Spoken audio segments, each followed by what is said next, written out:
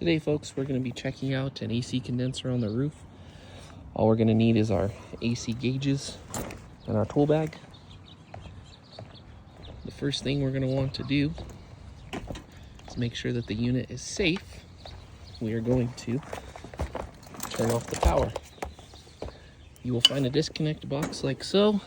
We're going to look inside and, oh, the Easter Bunny was here already. But we want to turn off the power and make sure we don't get shocked.